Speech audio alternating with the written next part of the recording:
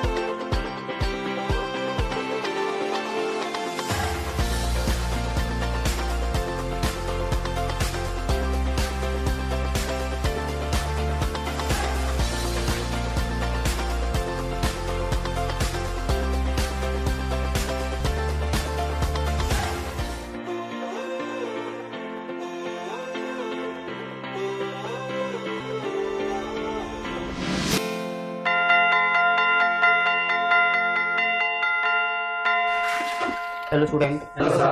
How are you? Fine sir. Sit down. Thank you sir. আচ্ছা, গতদিন যে টপিকসগুলো আলোচনা করেছি বাড়িতে দেখেছো তো? তাহলে আমরা আজকে একটা নতুন টপিকসে যাচ্ছি। আচ্ছা, আমরা পৃথিবীতে যে দিনে লোকসংখ্যা বাড়ছে আর তাদের প্রতিনিয়ত খাদ্য এবং প্রয়োজনীয় জিনিসপত্র যোগান প্রয়োজন পড়ছে, এত দ্রুত কিভাবে তা যোগান হচ্ছে তোমরা বলতে পারো কি? স্যার, টেকনোলজির মাধ্যমে। টেকনোলজি, থ্যাংক ইউ, খুব সুন্দর বলেছো। টেকনোলজি, প্রযুক্তিতে আমাদের খাদ্য এবং নিত্য প্রয়োজনীয় জিনিসপত্রগুলো পেয়ে যাচ্ছি। বসো। এবার যদি সেই টেকনোলজিটা আমরা জীববিজ্ঞানে ব্যবহার করি, সেটাকে আমরা কি বলতে পারি? বায়োটেকনোলজি। বায়োটেকনোলজি। বসো। তাহলে আজকে আমরা যে বিষয়টা পড়াচ্ছি সেটা হচ্ছে বায়োটেকনোলজিটা কি? হ্যাঁ বলছি, একটু দেখো।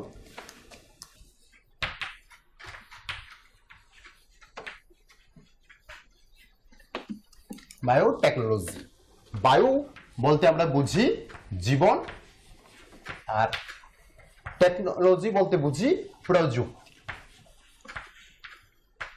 অর্থাৎ জীবনকে নিয়ে, অর্থাৎ জীবকে নিয়ে যে প্রযুক্তি করা হয় বা যে প্রযুক্তিমূলক ব্যবহার করা হয়, সেটাকে এক কথায় বলা হয় বায়োটেকনোলজি। স্যার, বায়োটেকনোলজি জিনিসটা কি? হ্যাঁ বলছি, দেখো আমি একটা স্লাইডে নিচ্ছি। বায়োটেকনোলজিটা কি? বায়োটেকনোলজিটা বলতে আমরা বুঝি জীবিত বস্তু বা তার কোনো দেহের অংশ, যেটাকে আমরা কোনো কোষীয় বা আণবিক পদ্ধতিতে প্রযুক্তিগতভাবে ব্যবহার করে কোনো একটা জীবের ফিনোটাইপিক পরিবর্তন করে তাকে আমরা মানুষ এবং পরিবেশের সুরক্ষায় ব্যবহার করতে পারি, সেটাকে বলছি আমরা বায়োটেকনোলজি। কেমন? আচ্ছা, এবার দেখো বায়োটেকনোলজির যে বিষয়টা, সেটা কাজ করে অন্য একটা প্রযুক্তির উপর। অর্থাৎ বায়োটেকনোলজিটা কোন নীতির উপর কাজ করে সেটা আমরা দেখছি, সেটা হচ্ছে জেনেটিক ইঞ্জিনিয়ারিং। জেনেটিক ইঞ্জিনিয়ারিং এর উপর বেস করে আমাদের বায়োটেকনোলজিটা কাজ করে। বায়োটেকনোলজিটা কাজ করে কিসের উপর বেস করে? জেনেটিক ইঞ্জিনিয়ারিং এর উপর। আবার এই জেনেটিক ইঞ্জিনিয়ারিংটা কাজ করছে রিকম্বিনেন্ট ডিএনএ টেকনোলজি উপর। রিকম্বিনেন্ট ডিএনএ টেকনোলজির উপর বেস করে। তাহলে বায়োটেকনোলজিটা কি বললাম, সেটা কিসের উপর কাজ করে? সেটা বলছি কি জেনেটিক ইঞ্জিনিয়ারিং। অর্থাৎ জীবের দেহে জিনগত পরিবর্তন করে সেটাকে আমরা জীবের ফিনোটাইপিক পরিবর্তন করব, সেটা হচ্ছে জেনেটিক ইঞ্জিনিয়ারিং। আবার এই জেনেটিক ইঞ্জিনিয়ারিংটা কাজ করে রিকম্বিনেন্ট ডিএনএ টেকনোলজির উপর বেস করে। এখন রিকম্বিনেন্ট ডিএনএ টেকনোলজিটা কি সেটা একটু আমি এখানে বুঝাচ্ছি, তোমরা দেখো। দেখো, আমরা ব্যাকটেরিয়ার কথা আগে পড়েছি যে ব্যাকটেরিয়ার দেহে দুই ধরনের ডিএনএ পাওয়া যায়, একটা হচ্ছে ব্যাকটেরিয়াল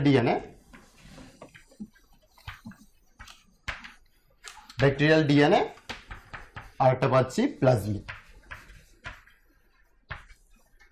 কেমন?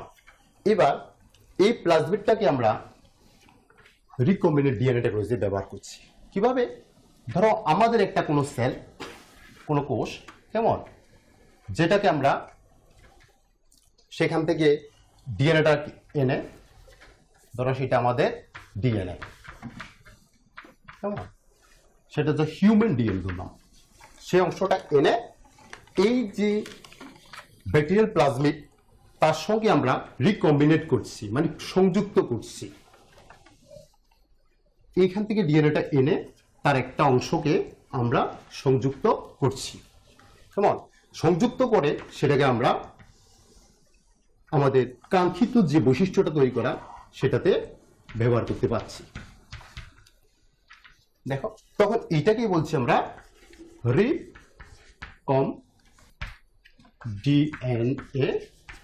Recombinant DNA. তাহলে কি বলছি, যে ব্যাকটেরিয়ার প্লাজমিডটা নিয়ে তাকে আমাদের দেহের কোনো কাঙ্ক্ষিত জিনকে প্রবেশ করিয়ে যে ডিএনএটা তৈরি করলাম সেটাকে বলছি রিকম্বিনেন্ট ডিএনএ। এটুকু বোঝা গেছে? এবার রিকম্বিনেন্ট ডিএনএ টেকনোলজি কিভাবে হয় সেটা আমরা একটা স্লাইডে নিচ্ছি। একটু দেখো, ব্যাকটেরিয়াল ডিএনএ আর স্বাভাবিক আমাদের ডিএনএটা, কেমন, সেখান থেকে এবার কি করছে দেখো কিভাবে কাজ করছে। সেটা প্লাজমিডটা বের করা হচ্ছে, তারপরে স্বাভাবিক কোষের ডিএনএটা বের করে নেওয়া হচ্ছে, তারপরে তার থেকে কি করা হচ্ছে, রিকম্বিনেন্ট ডিএনএ তৈরি করছে, সেটাকে পরবর্তী সময় ব্যাকটেরিয়ার দেহে প্রবেশ করানো হচ্ছে। এইভাবে রিকম্বিনেন্ট ডিএনএটা তৈরি করা হয়। বুঝা গেছে? এবার আমরা জৈব প্রযুক্তিবিদ্যার ডিসিপ্লিন বা বিভিন্ন কি কি কাজে আমরা এটাকে ব্যবহার করতে পারি সেটা পড়ব। তাহলে আমরা এবার পড়ছি জীববিজ্ঞানে কিভাবে বায়োটেকনোলজিটা ব্যবহার করা হয়, মানে তার ডিসিপ্লিনগুলি আমরা। প্রথমত জীববিজ্ঞানের যে জৈব প্রযুক্তিবিদ্যার ব্যবহার সেটা করা হচ্ছে কৃষি ক্ষেত্রে। এটা উদ্ভিদ এবং প্রাণী উভয়ই যে আমরা কৃষিজাত তৈরি করি সেটাতে আমরা ব্যবহার করছি। এরপরে পাচ্ছি কি আমরা ওষুধ এবং চিকিৎসা বিজ্ঞানে বিভিন্ন রকম যে ওষুধ তৈরি হয় আজকাল, সে ওষুধ তৈরি এবং রোগ নির্ণয় এবং রোগের চিকিৎসা মানে থেরাপির ক্ষেত্রে আমরা কি বায়োটেকনোলজিটা ব্যবহার করতে পারছি। আরো দেখা যাচ্ছে যে বিভিন্ন রকমের খাদ্য, মাংস, ডিম, দুধ, যে বিভিন্ন রকমের খাদ্য দ্রুত যে তৈরি করা হচ্ছে সেক্ষেত্রেও আমরা বায়োটেকনোলজিটা ব্যবহার করছি। এবং সেই খাদ্যগুলিকে আমরা কিভাবে স্টোর করব, যে শুধু খাদ্য উৎপাদনগুলো হবে না, তাদেরকে সংগ্রহ করতে হয় দীর্ঘদিন ব্যবহারের জন্য, সেটাও আমরা জৈব প্রযুক্তির মাধ্যমে ব্যবহার করি। এরপরে আমরা আসছে যে জৈব প্রযুক্তিবিদ্যার যে ব্যবহারিক প্রয়োগ সমূহ কিভাবে সেটাকে অ্যাপ্লাই করা হয় সেটা আমি একটা প্রজেক্টে দেখাচ্ছি, তোমরা একটু দেখো। প্রথমত যে জৈব প্রযুক্তিবিদ্যা করা হয় সেটা প্রথমে যে কৌশলটা সেটা হচ্ছে জিন শনাক্তকরণ, মানে কোন জিনটাকে আমরা প্রযুক্তির কাজে ব্যবহার করব সেই জিনটাকে আগে আইডেন্টিটি করা হয়। দেখো তোমরা, এরপরে সেই জিনটাকে কাঙ্ক্ষিত জিন নিষ্কাশন করে এবং জিনের পৃথকীকরণ করা হয়, মানে যে জিনটা আমরা নিলাম সেটাকে কোষ দেহ থেকে বের করে এনে প্লাজমিডে কোনোক্সেট করা হবে, সেটাকে আমরা চিহ্নিত করব। এরপরে তৃতীয় ধাপে হচ্ছে কি জিনের ক্লোনিং, যে জিনটা আমরা নিলাম সেটাকে ক্লোন করা হয়, উপযুক্ত প্লাজমিডে বা উপযুক্ত মিডিয়াতে রেখে তার সংখ্যা উত্তরোত্তর বাড়ানো হয়, সেটা হচ্ছে ক্লোনিং। পরিশেষে সেটাকে উৎপাদিত প্রোটিন বা উৎপাদিত পদার্থে পরিণত করা হয়। যে জৈব প্রযুক্তিবিদ্যার কৌশল, সেই কৌশলটাকে এই চারটি পদ্ধতিতে মূলত ব্যবহার করা হয়ে থাকে। ক্লোনিং কি? আচ্ছা, ক্লোনিং, জিন ক্লোনিং বা ক্লোনিং বলছে, ক্লোনিংটা হচ্ছে কোন একটা জীবের যে জিনোটাইপ অংশটা বা জিনের অংশটা সেটাকে অ্যাজ ইট ইজ বা হুবহু একই রকম ভাবে তৈরি করা, বা কোন একটা জীবের দেহের কোনো একটা কোষ নিয়ে অ্যাজ ইট ইজ সেই কোষ থেকে ওই জীবটা তৈরি করা, সেটাকে বলা হয় ক্লোনিং। আমরা জানি পৃথিবীতে প্রথম তৈরি যে জীবটা ক্লোনিং ছিল এটা ছিল একটা ডলি নামক মেষ শাবক। প্রথম একটা মেষের শাবক তৈরি করা হয়েছিল এই ক্লোনিং পদ্ধতিতে। একটা মাতৃক মেষের দেহ থেকে কোষ নিয়ে সেটাকে সরাসরি কি কোন রকম ফার্টিলাইজেশন ছাড়াই একটা ম্যাচ তৈরি করা হয়, সেটাও ছিল বায়ু প্রযুক্তিবিদ্যার ব্যবহারিক। ঠিক আছে? পুষ্টিকর খাদ্য এবং শিক্ষা আমাদের নিতান্ত প্রয়োজনীয় জিনিস। আপনি কি জানেন বর্তমানে ত্রিপুরায় বিদ্যালয় শিক্ষা দপ্তরের অধীনে মধ্যাহ্ন আহার প্রকল্পের উদ্যোগে সবকটি বিদ্যালয়ে সবজি বাগান গড়ে তোলা হচ্ছে। ছাত্রছাত্রীদের পুষ্টিকর খাদ্য প্রদান করার লক্ষ্যে সেই বাগানে উৎপাদিত সার এবং কীটনাশকবিহীন সবজি প্রথম থেকে অষ্টম শ্রেণীর শিক্ষার্থীদের মিড ডে মিলে ব্যবহার করা হয়। চলুন শিক্ষার্থীদের স্বাস্থ্যকর এবং নির্ভেজাল খাদ্য প্রদান ও সুস্থ সমাজ গড়ার লক্ষ্যে আমরা সবাই এগিয়ে আসি এবং প্রত্যেকটি বিদ্যালয়ে সবজি বাগান গড়ে তুলতে বিদ্যালয় কর্তৃপক্ষকে সাহায্য করি।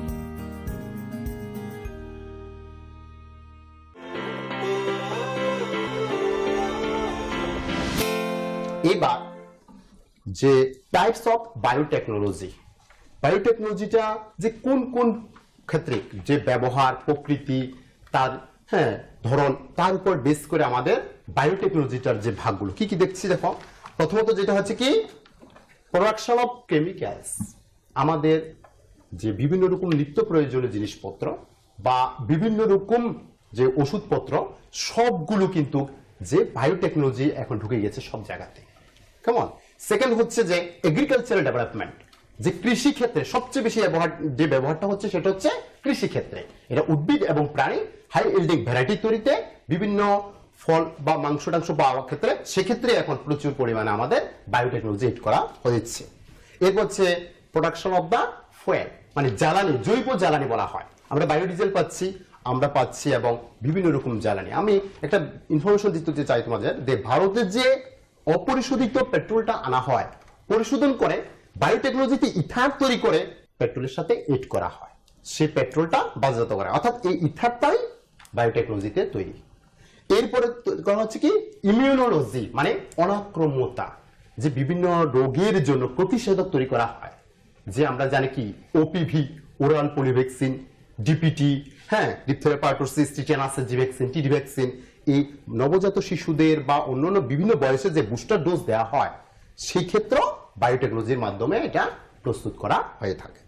এরপর আছে কি ফুড অ্যান্ড ড্রিঙ্কিং, বিভিন্ন রকমের খাবার তৈরি করা, তাদেরকে আবার সংগ্রহ করা, বিভিন্ন জীবাণু দ্বারা ফার্মেন্টেশন করা, সেটাও বায়োটেকনোলজির মাধ্যমে করা হয়। এরপরে দেখছো ডায়াগনস্টিক্স, যে রোগের যে রোগ নির্ণয়, সেটাও আজকাল বায়োটেকনোলজির মাধ্যমে করা হয়। আমরা জানি যে ক্যান্সার হয়, অন্যান্য রোগ যেমন জ্বর হলে আমরা টাচ করে বুঝতে পারি যে জ্বর হয়েছে, গরম হয়েছে, কিন্তু ক্যান্সারটা বট করে বোঝা যায় না। তাহলে যে কোনো লক্ষণ দেখলে সেই লক্ষণ হয়েছে, সেই জায়গার পার্টিকুলার কোষটা নিয়ে এটাকে বায়োপসি করা হয়, মানে ডায়াগনোস করা হয় যে এটা নর্মাল কোষের সাথে তার বৈশিষ্ট্য মিলে নাকি এটা তার আনওয়ান্টেড মানে র্যাপিডলি গ্রোথ হচ্ছে কিনা, এটা নিউ প্লাস্টিক সেল আছে কিনা, তারপরে সেটা যদি ক্যান্সারাস হয় নির্ণয় করা হয়। অর্থাৎ প্রযুক্তির মাধ্যমে সেটা করা যাচ্ছে। এরপরে যেটা হচ্ছে আমরা ভ্যাকসিন এবং হরমোন, যে বর্তমানে পৃথিবীর প্রায় 60% মানুষ কি ডায়াবেটিস মেলিটাস, মানে আমরা যেটা বলছি ব্লাড সুগারে ভুগছে। এই ব্লাড সুগারের প্রধান কারণটা হচ্ছে কি আমাদের দেহে ইনসুলিন কম পরিমাণে তৈরি হয়, বা তার জিনটা আমাদের দেহে আস্তে আস্তে মিউটেশনের ফলে কমে যাচ্ছে। সেই ক্ষেত্রে ভ্যাকসিন হরমোনটা মিনস ইনসুলিন হরমোনটা তৈরি করা হয় বায়োটেকনোলজিক্যাল প্রসেস। এবং বিভিন্ন রকম ভ্যাকসিন, যে বিভিন্ন ছোট ছোট, আমরা শুধু মানুষ না, যে বিভিন্ন পশুর ক্ষেত্রেও কিন্তু এখন ভ্যাকসিন দেওয়া হয় অ্যাডভান্স অনাক্রমতা তৈরির জন্য। এছাড়াও মেডিকেলের ক্ষেত্রে এখন বায়োটেকনোলজিটা ব্যবহার করে বিভিন্ন ওষুধ তৈরি, বিভিন্ন অ্যালকোহল তৈরি, বিভিন্ন খাদ্যযন্ত্র, যে ভিনিগার টিনের আছে, মানে সংরক্ষণের জন্য আমাদের বায়োটেকনোলজিটা ব্যবহার করা হয়ে থাকে। রিসেন্টলি বায়োটেকনোলজিটা আরেকটা ক্ষেত্রে ব্যবহার হয়, সেটা হচ্ছে সিওএস ট্রিটমেন্ট, মানে নর্দমার জল বিশুদ্ধীকরণ। যে ড্রেনের জলগুলো, নদী দ্বারা জলগুলি আসে, সেখানে প্রচুর পরিমাণে জীবাণু থাকে, বিভিন্ন যে জীবগুলি থাকে তাদের লার্ভা বা বিভিন্ন পোকামাকড় থাকে, এদেরকে নিধন করার জন্য বায়োটেকনোলজি ব্যবহার করা হয়। বিভিন্ন ব্যাকটেরিয়া তৈরি করা হয়, তাদের মাধ্যমে পরিশোধন করা হয়, বিভিন্ন ট্যাঙ্কারের মধ্যে তাদের অক্সিডিফিকেশন করে তাদেরকে পরিশোধন করা হয়। তাছাড়াও রিসেন্টলি আরেকটা ব্যবহার করা হচ্ছে, যে মশার মাধ্যমে ম্যালেরিয়া হয়, সেক্ষেত্রে বায়োটেকনোলজি খুব সফলভাবে কাজ করছে। এটা শুনো তোমরা, যে মশা ম্যালেরিয়া তৈরি করে, তাদের মধ্যে পুরুষ কিছু মশাকে আগে আইডেন্টিটি করে নেওয়া হয় ল্যাবে, তাকে বায়োটেকনোলজিক্যাল প্রসেসে তাদের ডিএনএ এর মধ্যে কি করা হয়, স্টেরালাইজেশন, একটা জিন ঢুকিয়ে যায়, স্টেরালাইজেশন। মানে সে পুরুষ মশাটা গিয়ে স্ত্রী কোনো মশাকে যদি জননে লিপ্ত করে, সেখান থেকে আর ডিম তৈরি হয় না, বা তৈরি বলে সেগুলি থেকে আর নতুন মশা তৈরি হয় না। দেখো ন্যাচারালি যে মশাগুলি তৈরি হয় এগুলি ডিডিটি, বিএসসি বা বিভিন্ন রাসায়নিক কেমিক্যাল দেওয়া হয়, পরিবেশের দূষণ হয়, সবগুলো মারা যায় না। কিন্তু এই যে প্রসেসটা প্রযুক্তির, না পরিবেশ দূষণ এবং দ্রুত, এই প্রযুক্তিটা আমরা মশাকেও দমন করতে পারছি। আরো একটা রিসেন্ট প্রযুক্তি হচ্ছে এই সিও ট্রিটমেন্টে মশার লার্ভা, পূর্ণাঙ্গ মশা, মশার ডিম নিধন করা যায়। গোল্ড ফিশ, তাই আমরা শুনি যে গোল্ড ফিশ এসে গেছে বাজারে। গোল্ড ফিশটাও কি সেম টেকনোলজিক্যাল প্রসেসে তৈরি, যে দ্রুত তারা একটা নর্দমার মধ্যে থাকবে, যে কোনো এনভায়রনমেন্ট থাকতে পারে, তাদের স্টেমিনার বেশি থাকে, স্টেমিনার তারা থাকে ওইখানে থেকে কি করে, যে মশার লার্ভা বা ডিম টিম থাকে তাদেরকে খেয়ে নেয়, সঙ্গে সঙ্গে তাদেরকে মেরে দেয়। মানে কি, এটা একটা টেকনোলজি। আরো শুনে থাকবে সমুদ্র থেকে যে তেলবাহী জাহাজগুলি আসে, ওই সমুদ্রের ঢেউ থাকে, ওইখানে যে তেলগুলি পড়ে বা অপরিশোধিত তেলগুলি পড়ে, সেগুলি কিন্তু জলে দূষণ করে। বর্তমানে ওই রকম ব্যাকটেরিয়া ফিশ তৈরি করা হয়েছে, যেগুলো ছেড়ে দেওয়া হয়, ওইগুলো দ্রুত ওইগুলো পরিশোধন করে। টেকনোলজিটা শুধুমাত্র এইখানে সীমিত নয়, হোল ওয়ার্ল্ডে সব ক্ষেত্রে এটা এখন ব্যবহার করা হচ্ছে। এরপরে দেখছো আমরা কি করছি, যেটা বলছি যে ট্রান্সজেনিক মস্কিটো, যেটা আমরা বলেছি যে মশাটা, সেটা হচ্ছে কিভাবে ট্রান্সজেনিক মস্কিটো আর ইনসুলিনটা ইউজ করা হিউম্যান থেকে। এরপরে হচ্ছে এবার জৈব প্রযুক্তিবিদ্যার মাধ্যমে কিভাবে মানব ইনসুলিন তৈরি করা হয়, সেটা আমরা স্লাইডে একটা শো করে দেখাচ্ছি ভালোভাবে। পুরোটা জৈব প্রযুক্তিবিদ্যা ডিপেন্ড করছে বায়োটেকনোলজি এবং রিকম্বিনেন্ট টেকনোলজি। সেই রিকম্বিনেন্ট টেকনোলজির ক্ষেত্রে কিভাবে ইনসুলিনটা আমরা বাণিজ্যিকভাবে প্রস্তুত হয় তা দেখাচ্ছি। খেয়াল করো তোমরা, যে প্রথমত একটা প্লাজমিড সম্পূর্ণ ব্যাকটেরিয়া, যেটা আমরা ইকুলাই হিসেবে ইন্ডিকেট করছি। আর একটা ধরো মানব অগ্নাশয়ের সেল, যেটা বিটা সেল, সেখানে অগ্নাশয় তৈরি হয়, সুস্থ ব্যক্তি থেকে সেটা নেওয়া হয়, নিয়ে সেখান থেকে প্লাজমিডটা বের করে নেওয়া হয়, ব্যাকটেরিয়ার প্লাজমিডটা বের করে নেওয়া হয়। নেওয়ার পর তাকে রেস্ট্রিকশন এন্ডোনিউক্লিয়াস একটা এনজাইম দ্বারা কাটা হয়, ঠিক আছে, কেটে এরপরে এবার আমাদের দেহের, মানুষের দেহে অগ্নাশয় থেকে একটা জিন নেওয়া হয়, নেওয়ার পর সেটাকে একসাথে এড করে দেওয়া হয়। এটা হচ্ছে ডিএনএ লাইগেজ এনজাইম দ্বারা সেটাকে সংযুক্ত করা হয়। করার পর সেটাকে কি করা হয়, আবার ব্যাকটেরিয়ার দেহে ঢুকানো হয়। সেখানে র্যাপিডলি ডিএনএটা সংখ্যা বাড়বে, কাঙ্ক্ষিত অংশটার বাড়বে। এরপরে কি করা হয়, সেটাকে বাণিজ্যিকভাবে তৈরি করার জন্য একটা ইস্টের দেহে প্রবেশ করানো হয়। ইস্টের দেহে প্রবেশ করিয়ে তাকে কি করা হয়, ফার্মেন্টেশন করে প্রচুর পরিমাণে ইনসুলিন তৈরি করে বিশুদ্ধ ইনসুলিনটা কি করা হয়, সংগ্রহ করা হয় এবং বাজারজাত করা হয়। সেটাই বর্তমানে আমরা বাজারে পাচ্ছি এবং সেটা ব্যবহার করা হয়। বিষয়গুলো পড়েছি, বোঝা গেছে সবাই? আচ্ছা, তোমাদের এই জায়গাতে কোনো কিছু জানার আছে? কসসাইট, আচ্ছা ঠিক আছে, কসসাইটটা বলছি। দেখো, যে প্লাজমিডটার কথা বলেছে স্যারে, সেই প্লাজমিডের মধ্যে যে অংশটার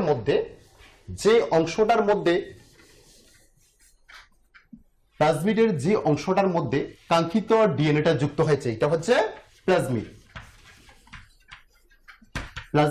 আর এটা হচ্ছে কাঙ্ক্ষিত ডিএনএ বা হিউম্যান ডিএনএ, এটাকে বলছি হিউম্যান ডিএনএ। এবার এই হিউম্যান ডিএনএ মানে প্লাজমিডের যে অংশে হিউম্যান ডিএনএটা ঢুকলো, মানে প্লাজমিডের যে পার্টিকুলার অংশে কাঙ্ক্ষিত জিনটা প্রবেশ করানো হয়, সেটাকে বলা হয় কস সাইট। এটাকে বলা হয়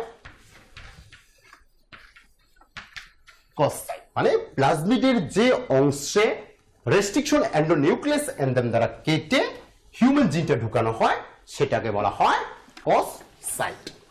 আচ্ছা, আর কারো কিছু আচ্ছা কি যে সমস্যাগুলো আছে, যেগুলো বুঝিয়েছি স্যার, এগুলোর মধ্যে কোনো সমস্যা আছে? আর আচ্ছা ঠিক আছে, তাহলে আমরা যে অংশটা পড়েছি এইগুলি থেকে কয়েকটা বিষয় দেখি। বায়োটেকনোলজি প্রসেসটা আমরা কে প্রথম স্টাবলিশ করছিল জানি কি? বায়োটেকনোলজি প্রসেসটা বলো দেখি স্পন্দন। পলবার্গ, গুড, ভেরি গুড, বসো। যে পলবার্গই প্রথম বায়োটেকনোলজি যে প্রসেসটা তৈরি করছে এবং এটা ইন্ডাস্ট্রিয়াল ব্যবহার করেছেন। এবার বলো তো দেখি, যে বায়োটেকনোলজিক্যাল প্রসেসে ব্যাকটেরিয়ার কোন অংশটা ব্যবহার করা হয়? কে পারবে? ব্যাকটেরিয়ার প্লাজমিডটাকে প্লাজমিডটা, হ্যাঁ। যে ব্যাকটেরিয়ার দেহে দুই রকমের যে ডিএনএ থাকে, এর মধ্যে আমরা প্রথমেই বলেছি ব্যাকটেরিয়ার দেহে যে দুই রকমের ডিএনএ থাকে, একটা তো ব্যাকটেরিয়াল ডিএনএ, এছাড়াও যে ডিএনএটা চক্রাকার ডিএনএ পাই, এটা 20 নক্স থাকতে পারে। কেমন? এটাকে বলা হয় ব্যাকটেরিয়াল ডিএনএ, আর এটা হচ্ছে প্লাজমিড। প্লাজমিড কেমন? এইখানে যেইটাকে রিকম্বিনেন্ট ডিএনএ এর জন্য ইউজ করা হয় সেটাকে বলা হয় প্লাজমিড। ঠিক আছে, বসো। এবার বলো যে বর্তমানে ট্রান্সজেনিক যে ফিশটা ব্যবহার করা হয় সেটার নাম কি? কে বলতে পারে? গোল্ডফিশ। Goldfish, very good. যে গোল্ডফিশটা বর্তমানে ট্রান্সজেনিক ফিশ হিসেবে ব্যবহার করা হয়, যেটা মশার লার্ভা বা অন্যান্য কীট পতঙ্গ যারা খেয়ে আমাদের পরিবেশটাকে রক্ষা করে। ভেরি গুড, বসো।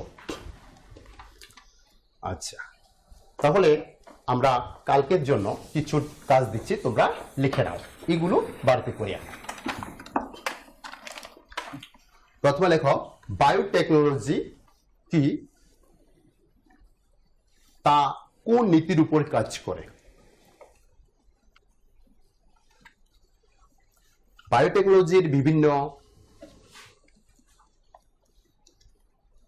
শ্রেণী বিভাগগুলি লিখো। এরপরে বায়োটেকনোলজি কোন কোন ক্ষেত্রে ব্যবহৃত হয় তা লিখো। হিউম্যান ইনসুলিন প্রস্তুতিতে বায়োটেকনোলজির ভূমিকা লিখো। তাহলে আজকে এখানে শেষ, কালকে বাড়িতে কাজগুলো করে আনবে। ঠিক আছে?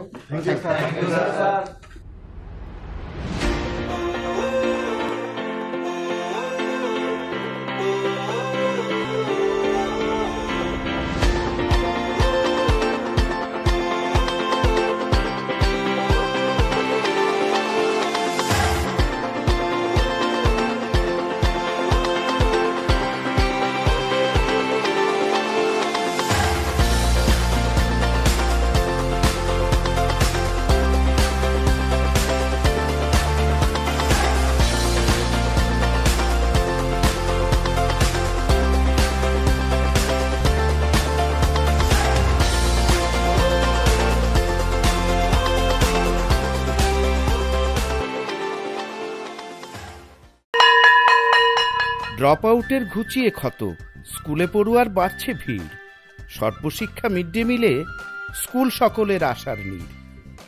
রাজ্যের 6 থেকে 14 বছরের সব শিশুদের বিদ্যালয়ের আঙিনায় এনে তাদের বুনিয়াদী শিক্ষা সুনিশ্চিত করতে সর্বশিক্ষা অভিযান বদ্ধপরিকর। তাদের শিক্ষার সুবিধার জন্য রয়েছে বিনামূল্যে পাঠ্য বই, বিদ্যালয়ের পোশাক, উন্নত মানের পড়াশোনা, স্বাস্থ্যসম্মত শৌচাগার, বিশুদ্ধ পানীয় জল, পুষ্টিকর মধ্যাহ্ন আহার, খেলাধুলার ব্যবস্থা এবং আরও অনেক কিছু। হ্যাঁ, তাই দেরি না করে আজই আপনার এলাকার সব শিশুদের নিকটবর্তী সরকারি বিদ্যালয়ে ভর্তি হতে উৎসাহিত করুন। E-Classroom was sponsored by রাষ্ট্রীয় মাধ্যমিক শিক্ষা অভিযান, ত্রিপুরা রাজ্য মিশন।